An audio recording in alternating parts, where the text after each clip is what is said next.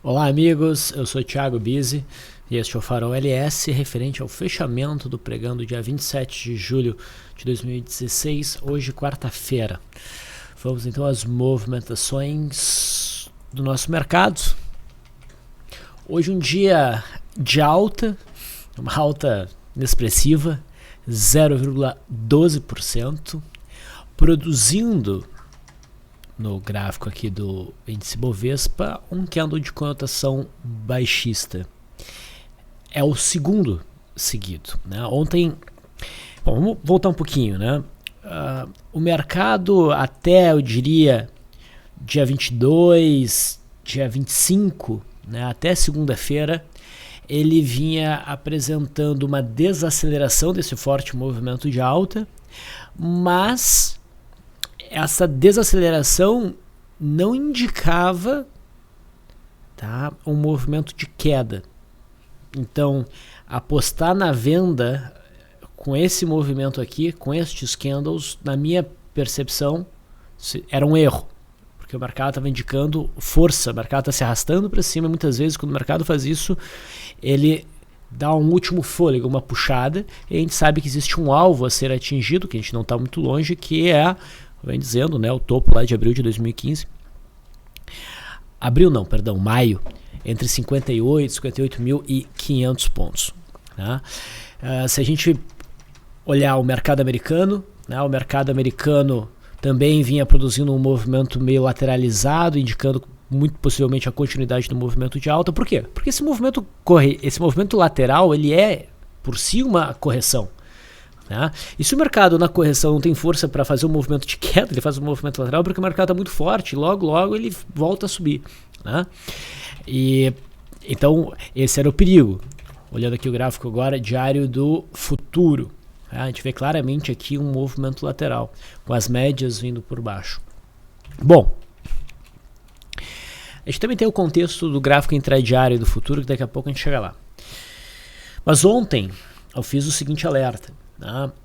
A gente teve uma sutil mudança do padrão de candle que o Ibovespa vinha demonstrando. Enquanto antes a gente tinha sombras inferiores significativas, né, e o mercado tentando fechar cada vez mais próximo da máxima, e fazendo até máximas mais altas, ontem a gente teve um candle um pouco mais complicado, né? Um candle de conotação baixista, onde agora nós temos uma sombra superior maior. Então quebra o padrão e já fica com uma cara um pouco mais forte, possível reversão. Mas a gente ainda está dentro desse contexto lateral. Tá? A gente teve aqui também a questão dos pequenos rompimentos falsos ali no futuro e tudo mais. Bom, hoje, novamente, a gente tem mais um candle onde a sombra superior é grande e o mercado fecha com um pequeno corpo. Isso é quase um doji, é uma estrela cadente. Ela ainda não está muito bem posicionada, mas o risco do mercado iniciar um movimento corretivo a partir da perda dessa mínima é maior. Tá? Só que ainda é um cenário arriscado para sair vendendo.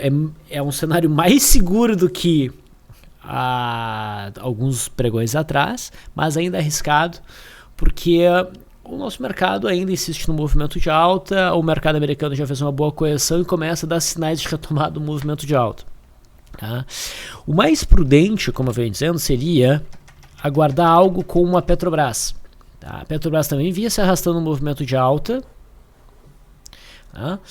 Ela fez um candle de conotação baixista, acionou esse candle, mas não caiu, fez um outro candle aqui de indecisão e hoje produz um candle de baixa, acréscimo de volume inclusive. Então a PTR4 aqui, né, ela sugere um sinal mais forte. Se houver a perda mínima desse candle aqui, provavelmente a gente tem um movimento corretivo até essa região. Mas sobre a Petrobras, que tem tem ressalvas aí, a gente vai falar no farol fechado. Mas seria um candle mais forte, baixo, que nos daria sinal verde para operações na ponta vendedora. Tá? Por enquanto, no gráfico de Bovespa, nós estamos num sinal amarelo de atenção. Ok? Vamos olhar um pouquinho melhor o gráfico do índice Dow Jones. A gente já tem o índice Dow Jones fazendo uma correção há 6 pregões, dá para dizer. Tá? Considerando esse candle aqui na contagem. A média móvel de 9 foi atingida, e está sendo respeitada, e hoje a gente já teve o mercado superando a máxima de ontem, fazendo mínimas e máximas mais altas. Então já é um indicativo de fundo aqui. Então isso aqui não tem cara de queda, o mercado pode até cair, mas tem suporte aqui, tem suporte aqui, tem suporte aqui, ou seja, o cenário não é favorável a vendas. E se o mercado americano acelerar num movimento de alta, o nosso mercado não cai. Tá? Ou pelo menos ele, se ele tentar cair, vai ser difícil. Tá? Não vai ser fácil. No S&P 500 futuro, o cenário é mais altista, tá? Porque o movimento é bem lateral. Isso aqui sinaliza compra. Não, isso aqui sinaliza força de mercado, né? No contexto é força, mas para a gente buscar compras, a gente tem que ter o rompimento, coisa que ainda não aconteceu. Tá? Mas talvez aconteça amanhã. E se acontecer, os mercados de bolsa do mundo inteiro vão querer acompanhar. Tá? Então o cenário ainda não é absolutamente tranquilo para venda, como eu venho dizendo. Tá? Então o mercado americano vem no movimento corretivo, meio lateral, dentro de um viés ainda forte de alta. Voltamos para o gráfico do índice Bovespa. E vamos olhar agora o gráfico do mini índice. O gráfico do mini índice não está tão feio quanto do índice Bovespa, né? Ele está mais lateralizado, o corpo é maior, enfim. Isso aqui parece bastante o gráfico do S&P 500, tá? O viés ainda é de alta. Vamos olhar agora o gráfico intradiário. Então esse foi o nosso fechamento ontem. A gente está claramente dentro de uma congestão, dentro de um retângulo, né? O mercado hoje abriu em alta, testou a resistência e acabou virando. E teve esse dia. Esse dia foi um dia mais vendedor do que o de ontem. Mas eu ainda não vejo a força vendedora sendo completamente dominante nesse dia. Mas de todos os dias que a gente teve agora, foi o dia que ela foi mais dominante. Tá? Então há o risco do mercado fazer um movimento de queda para buscar a zona de suporte aqui desse retângulo. Então assim, o Ibovespa fechou meio feio, é bem provável que ele perdendo a mínima, a gente tenha uma alfinetada para baixo, que talvez seja o mercado vindo testar essa região aqui. Se vai romper, é outros 500. Tá? Então tem um espaço aqui para um movimento de queda, como tem alguns papéis bastante sobrecomprados, isso pode ser o suficiente para a gente ter alguns movimentos até intensos do ponto de vista intradiário, mas a gente só vai ter sinal realmente verde para vendas a partir do momento que a gente tiver o rompimento dos 56.700, arredondando o número, né? Essa zona aqui. Tá? Então a gente está num momento bem delicado do mercado. A gente vem dizendo que a gente precisa estabelecer um cenário direcional, o rompimento da resistência, o rompimento do suporte. No curto prazo, parece que o mercado quer testar o suporte, mas isso não significa necessariamente que ele venha a ser rompido, mas abre espaço para a gente fazer algumas operações na ponta vendedora, principalmente no intraday, ok? Então, essa é a minha visão em relação ao nosso mercado de bolsa. Em relação ao dólar, vamos pegar direto o WDOK 16. Nós estamos a 3, 6, 9, 10 pregões andando de lado, rente ao suporte, ou bastante rente ao fundo suporte estabelecido em julho. Né? Na virada de junho para julho, na verdade. Né? A média de 21 períodos toca o preço, né? Já 3 pregões e empurra o preço para baixo. O mercado aqui no dólar começa a ceder. Mas sinal para venda mesmo só no rompimento dessa zona aqui. Tá? No intraday, a gente vai ver daqui a pouco, a gente está num movimento bem errático. Bem errático. Mas eu quero salientar, algo que eu já salientei nos outros faróis, mas eu reforço aqui, é o seguinte. O fato da média ter chegado em cima do preço, de certa maneira, também é positivo para um eventual cenário altista. Tá? Porque agora, tá, a gente já tem uma consolidação significativa, são 10 candles, não é pouca coisa. Tá?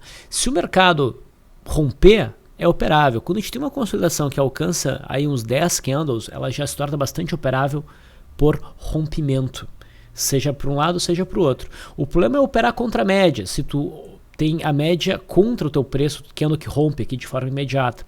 Mas se a partir de agora a gente tiver o rompimento para cima, por exemplo, que é uma hipótese, a média já está dentro da consolidação, ela não é um obstáculo imediato.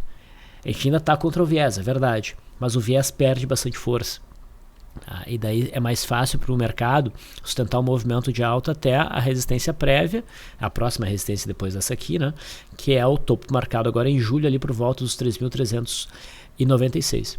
Então, com o mercado acima dessa faixa de resistência imediata aqui em 3.297, 3.300, né, os compradores teriam mais coragem de entrar na ponta compradora porque a média móvel de 21 períodos já foi vencida.